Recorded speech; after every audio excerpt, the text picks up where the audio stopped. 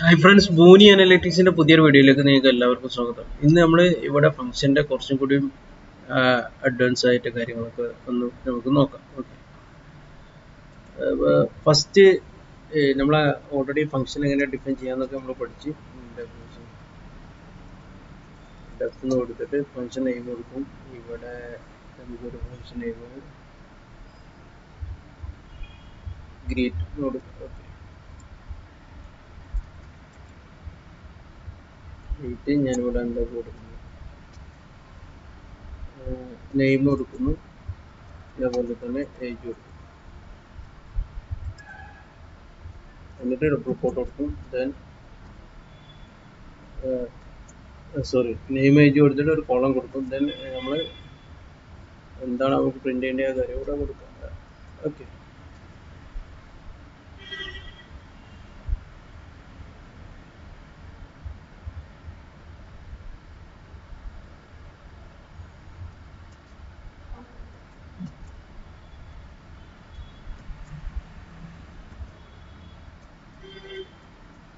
Hello name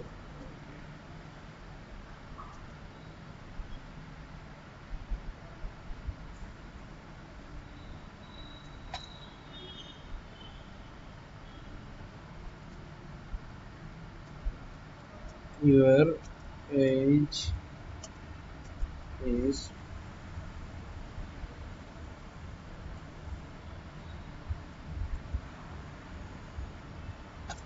age കൊടുക്കും. Okay, എന്നിട്ട് നമ്മൾ ഇത് റൺ ചെയ്യാം. അതിന് ശേഷം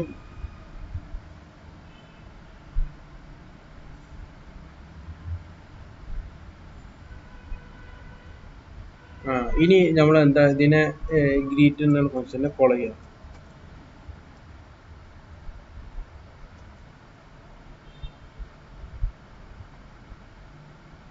നെയിം എന്താണ്,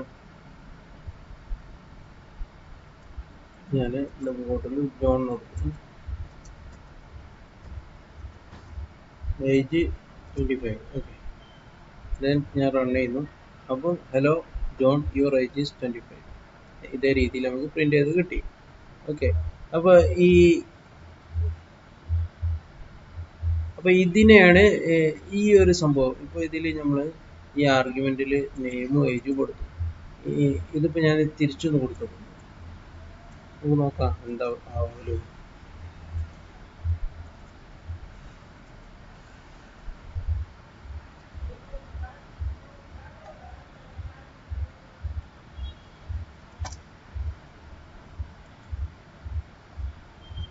ഓക്കെ, അപ്പോൾ your name is 25 and age your hello 25, your age is John. Okay,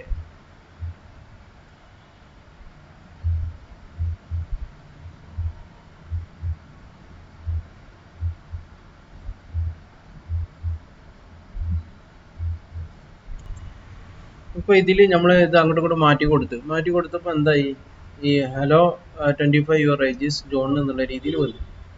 ശരിക്കും വരേണ്ടത് hello John, your age is 25. അപ്പോൾ ഇങ്ങനെ മാറ്റി കൊടുക്കുമ്പോൾ ഇത് അങ്ങോട്ടും ഇങ്ങോട്ടും മാറുന്നതിനാണ് പൊസിഷണൽ ആർഗ്യുമെന്റ് എന്ന് പറയുന്നത്. ഓക്കെ, അപ്പോൾ ഇത് ഒരു പൊസിഷണൽ ആർഗ്യുമെന്റിന് ഉദാഹരണമാണ്.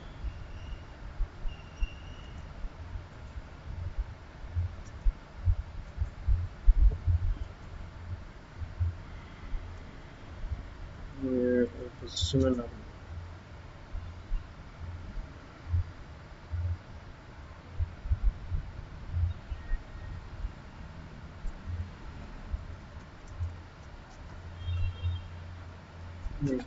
ഓക്കെ, ഇനി നമ്മൾ നെക്സ്റ്റ് സെക്കൻഡ് ടൈപ്പ് ഒരു ആർഗ്യുമെന്റ് ഉണ്ട്, അതെന്താണ് നമുക്ക് നോക്കാം.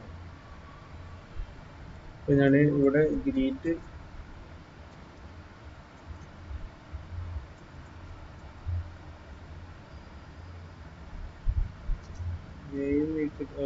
ഇവിടെ ഞാൻ എന്താണ് ഏജ് ഈക്വൽ ടു 25 കൊടുക്കുന്നു.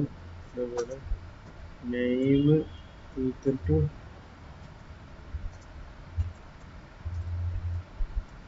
ജോൺ എന്നിട്ട് ഞാൻ ഇത് റൺ ചെയ്യും. അപ്പോൾ hello John your age is 25.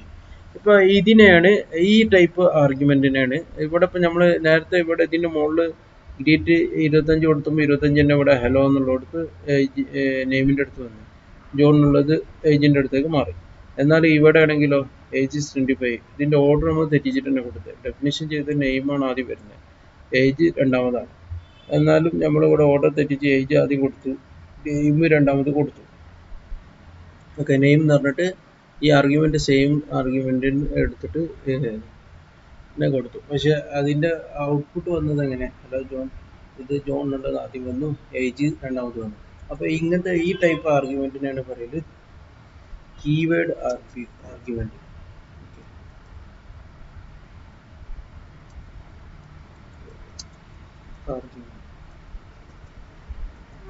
അപ്പോൾ കീവേഡ് ആർഗ്യുമെൻറ്റിൽ നമുക്ക് എന്തില്ല, ഓർഡേഴ്സിന് പ്രാധാന്യമില്ല. എങ്ങനെ കൊടുത്താലും നമ്മൾ എങ്ങനെയാണ് ഫംഗ്ഷൻ ഡിഫൈൻ ചെയ്ത് ആ രീതിയിലേക്ക് അത് അങ്ങോട്ട് അസൈൻ ചെയ്ത് കൊടുത്തോളൂ. ഓക്കെ, മറ്റേലാണെങ്കിൽ അത് അസൈൻ ചെയ്യില്ല, നമ്മൾ കൊടുത്തത് എങ്ങനെയാണോ അതേപോലെ അങ്ങ് വരും. ഓക്കെ, ആർഗ്യുമെൻറ്റിൽ എന്താ കൊടുത്താൽ അത് അതേപോലെ വരും. അപ്പോൾ അത് തമ്മിൽ അതാണ് ഇത് എന്താ പറയുക,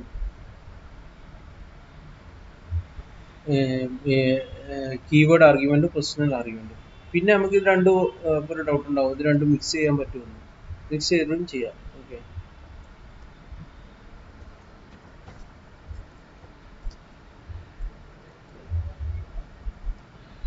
പൊസിഷണൽ അത് the both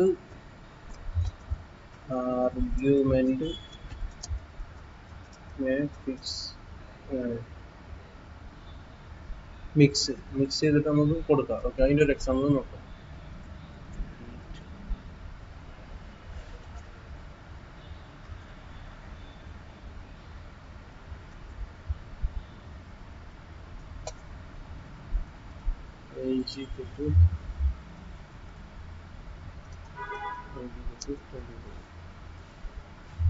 ഇത് ഒരു രീതി. ഓക്കെ, അത് ഞാനിപ്പോൾ റൺ ചെയ്യുന്നില്ല. Okay, next greet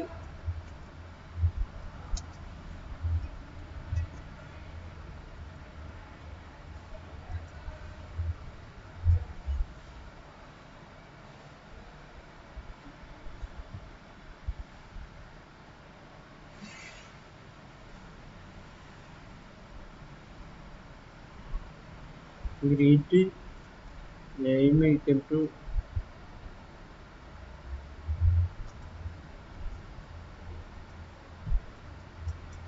John,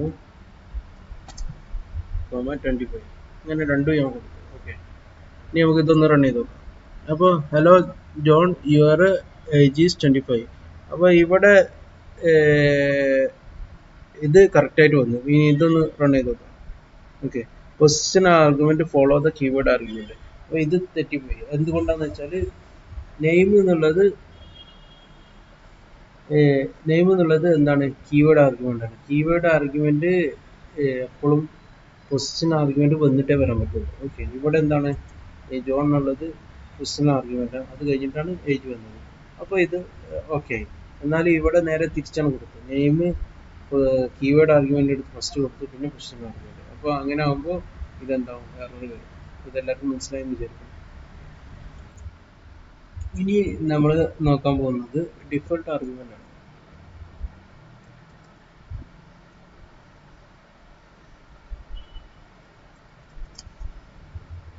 default argument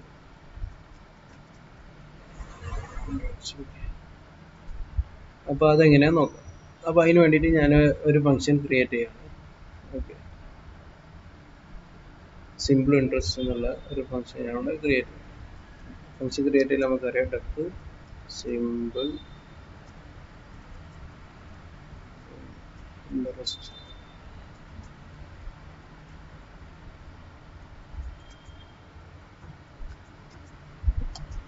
okay, so നെയിമായി നമ്മൾ അതിലേക്ക് ആർഗ്യുമെന്റ് കൊടുക്കണം. എന്തൊക്കെയാണ് സിമ്പിൾ ഇൻട്രസ്റ്റിൻ്റെ argument 3 argument, PR and T.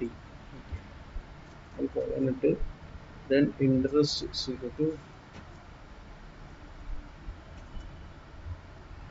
ഇൻഡെറസ് equal to എന്താണ് P into R into T divided by 100 return interest.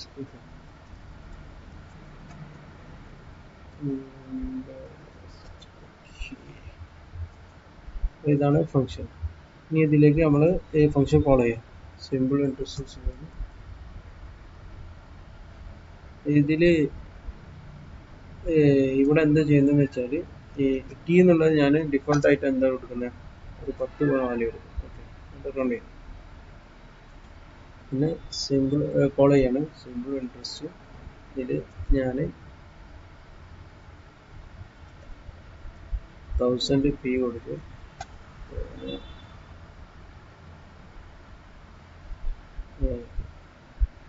5 കൊടുത്തു. ടി എന്നുള്ളത് ഞാൻ 6 കൊടുത്തു. റൺ ചെയ്യും. അപ്പോൾ 300 എനിക്ക് കിട്ടി. അഥവാ പി ഇൻറ്റു 1000 ഇൻറ്റു 5 ഇൻറ്റു 6. അപ്പോൾ ഇവിടെ എന്താ വന്നത് വെച്ചാൽ ശരിക്കും ഇത് മാത്രം ഇതിൽ ടി സീക്വൽ ടു 10 ആണ് കൊടുത്തത്. ഇവിടെ 6 ഇതായിട്ടുള്ളൂ. കാരണം എന്താ വെച്ചാൽ 1000 ഇൻറ്റു 5 500 കിട്ടി. 500 ഇൻറ്റു 10 കിട്ടുകയാണെങ്കിൽ തന്നെ 50,000 ഡിവൈഡ് ബൈ 100 ആണ് കിട്ടേണ്ടത്. Okay, 500 into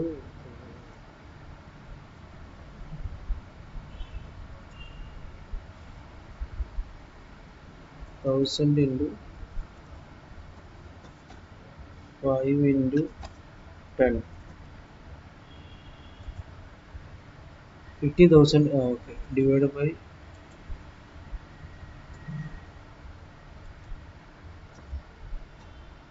100.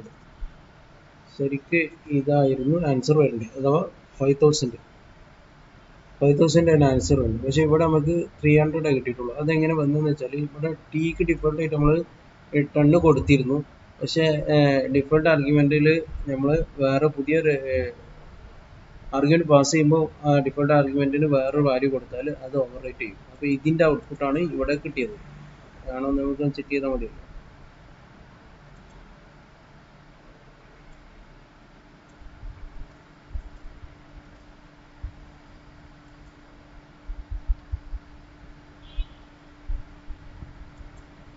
ഇതല്ല, 500 കിട്ടിയത്. ഇവിടെ 10 പകരം 6 കൊടുത്താൽ എത്ര കിട്ടുമെന്ന് നോക്കാം. 300 കിട്ടി. അപ്പോൾ ഇത് കിട്ടാൻ കാരണം എന്താ വെച്ചാൽ ഈ 6 ഇതിനെ ഓവർ റൈറ്റ് ചെയ്ത് തന്നു. ഇനി നമ്മൾ പുതിയൊരു വേറൊരു എക്സാമ്പിളിൽ നമ്മൾ ഈ ആർഗ്യുമെന്റ് പാസ് ചെയ്യുമ്പോൾ അഥവാ കോൾ ചെയ്യുമ്പോൾ ഇവിടെ നമ്മളൊന്നും കൊടുത്തില്ല എന്ന് വെക്കാം. അപ്പോൾ സെയിം 500 തന്നെ കിട്ടും. അപ്പോൾ ഓട്ടോമാറ്റിക് ഈ ടിക്ക് വാല്യൂ കൊടുത്തു. ഇതിനാണ് ഡിഫോൾട്ട് ആർഗ്യുമെന്റ് പറയുന്നത്. ഡിഫോൾട്ട് ആർഗ്യുമെന്റിന്റെ പ്രത്യേകത നമ്മൾ വേറൊരു ആർഗ്യുമെന്റ് അസൈൻ ചെയ്ത് കൊടുക്കുകയാണെങ്കിൽ അത് ഓവർ റൈറ്റ് ചെയ്യും കേട്ടോ. ഓക്കെ, ഇനി നെക്സ്റ്റ് നമ്മൾ നോക്കുന്നത് ലാംഡ ഫംഗ്ഷൻ ആണ്.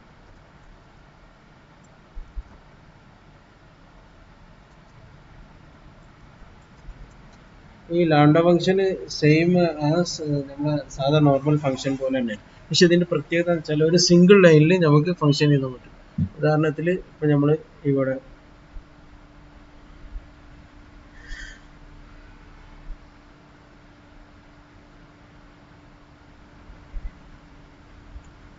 ഞാൻ ഒരു ഫംഗ്ഷനെ ആണ് ഇവിടെ ഡിഫൈൻ ചെയ്യണം. ഓക്കെ, ഡെഫ് സ്ക്വയർ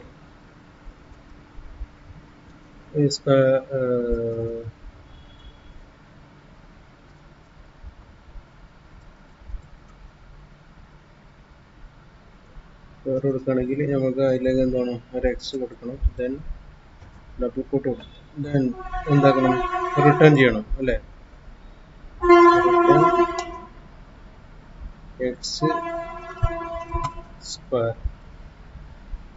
ഓക്കെ, ഇത്ര ചെയ്ത് കഴിഞ്ഞാൽ ഇത് ഈ ഫംഗ്ഷനായി. ഇനിയിപ്പോൾ ഇതിൽ നമുക്ക്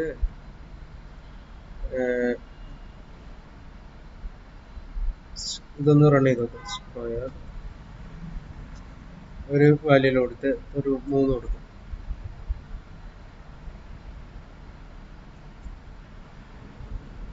നോട്ടിഫൈ നമുക്ക് SQA 3 കൊടുക്കും. അപ്പോൾ 9 കിട്ടി. ഇനി ഇതേ സെയിം സാധനത്തിന് നമുക്ക് ലാംഡ ഫംഗ്ഷൻ വെച്ചിട്ട് എഴുതാം. അതിന് എന്താ ചെയ്യേണ്ടതെന്ന് വെച്ചാൽ ഡെഫിന് പകരം നമ്മൾ എന്താണോ നെയിം ആ നെയിം ഇവിടെ കൊടുക്കും. അത് കോപ്പി എടുത്തിട്ട് തന്നെ കൊടുക്കുന്നത് നിങ്ങൾക്ക് മനസ്സിലാക്കാൻ വേണ്ടിയിട്ട്. ദെൻ നമ്മൾ എന്താ കൊടുക്കുന്നത് വെച്ചാൽ ഈക്വൽ ടു കൊടുക്കും. പിന്നെ ഫംഗ്ഷൻ ഡെഫ് ഇവിടുത്തെ ഫസ്റ്റ് ഇതിനടുത്ത് ഫസ്റ്റ് കൊടുത്ത് പിന്നെ ഡെഫിന് പകരം നമ്മൾ ലാംഡ എന്ന് കൊടുക്കും. പിന്നെ നമുക്ക് വേണ്ടത് ഈ ആർഗ്യുമെന്റ് ആണ്. ആർഗ്യുമെന്റ് അതേപോലെ കൊടുക്കുക. ദെൻ കോളൻ ഇടുക. പിന്നെ എന്താണോ റിട്ടേണിന്റെ വാല്യൂ അത് നമ്മൾ അതിന് ശേഷം കൊടുക്കും. ഇവിടെ റിട്ടേണിന്റെ വാല്യൂ എന്താ എക്സ് സ്ക്വയർ. ഓക്കെ, ഇത് റൺ ചെയ്യാം. അതുകൊണ്ടോ ഈ സെയിം സംഭവമാണ് ഇവിടെ റൺ ചെയ്ത് ആണോ നമുക്ക് ചെക്ക് ചെയ്യാൻ വേണ്ടിയിട്ട് നമുക്ക് എന്ത് കൊടുക്കാം,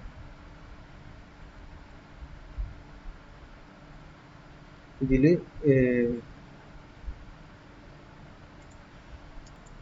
അപ്പൊ ഇതായി. ഇനി നമുക്ക് ഇതേ ആൻസർ തന്നെ ഇവിടെ കിട്ടുമോ നോക്കാം. സെയിം ആൻസർ തന്നെ കിട്ടും. അപ്പോൾ എന്താണ് നമ്മളെ